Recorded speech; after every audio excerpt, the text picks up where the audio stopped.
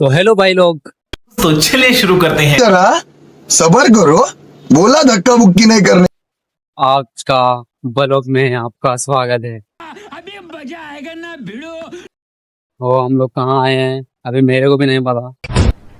अरे कहना क्या चाहते हो? लाने वाला बंदा ये है, ये लेके आया। इस जगह का नाम क्या है भाई? सेंगबंड है इस जगह का नाम। मैं फर्स्ट टाइम आया हूँ। हरामी हो बेटा। ये आते चले था क्योंकि इसका घर यहीं पे है। मेरा घर यहाँ नहीं है, मेरा घर तो झारखंड में है। झारखंड से मैं पहली बार आया हूँ हैदराबाद, और हैदराबाद आके इससे मिला हूँ। ये बंदा कौन है ये मेरे को भी नहीं मालूम। कौन है ये लोग?